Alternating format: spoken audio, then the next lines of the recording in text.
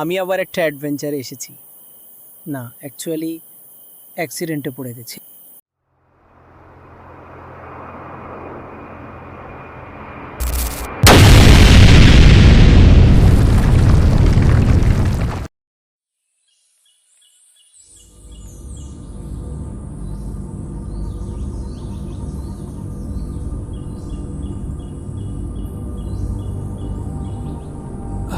কোথায় এসে পড়লাম আমি?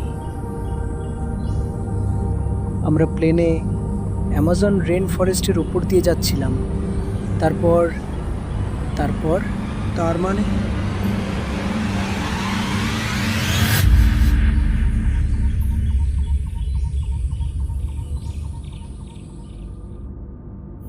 আজকের দিনটা সামহাও সারভাইভ করতে পেরেছি, কিন্তু সত্যি বলতে কয়েকবার মনে হয়েছিল এখানেই শেষ।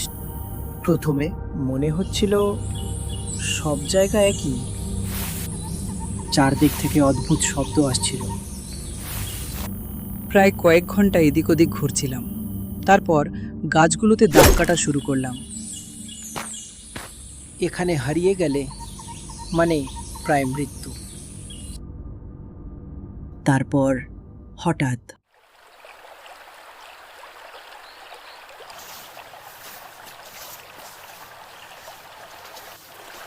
পানি, অবশেষে পানি, আর একটা ছেঁড়া কাপড়ও পেয়ে গেলাম।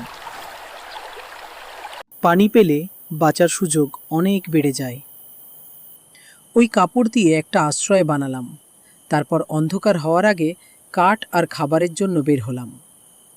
আর ঠিক তখনই